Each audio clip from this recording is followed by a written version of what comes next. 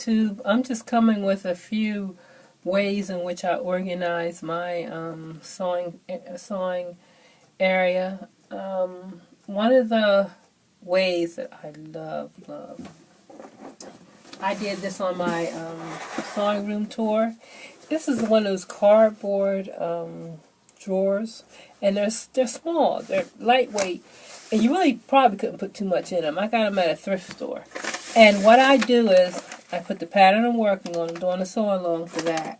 And the directions, the cutout, and I'm using a different zipper.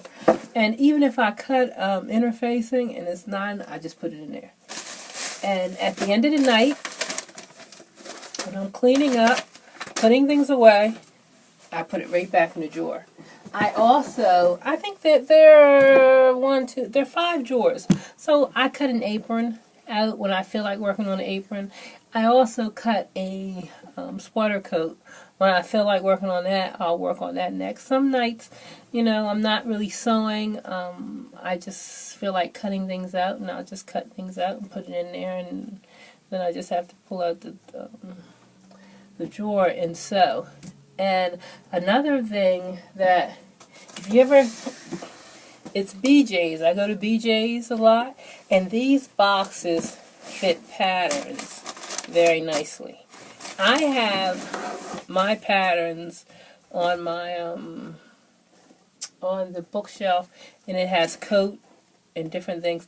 These are the patterns that I'm thinking about selling. No, I'm going to sell for Etsy, because I got like 8 boxes downstairs of patterns that don't really fit me or are vintage, but I love to buy patterns, so I buy it anyway. So what I'm going to do is I'm going to label like 1,000 to 2,000, 2,000 to 3,000, and put them in there like that.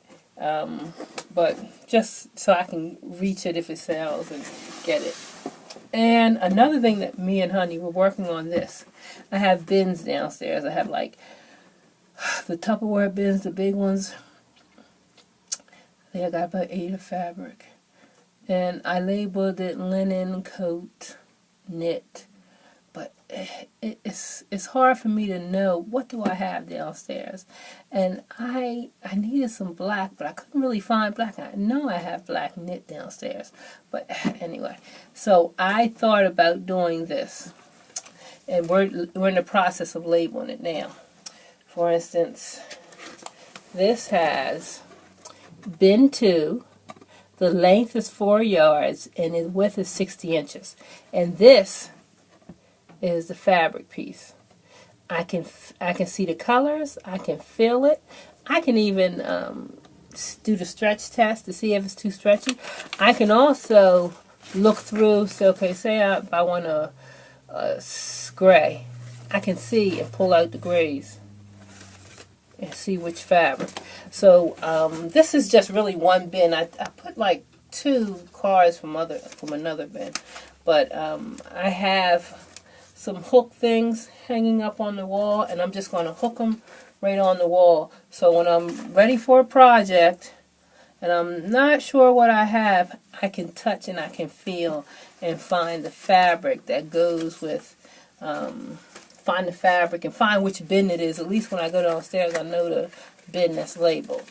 And also, there was something else I wanted to say, but I guess it wasn't. Oh, serging.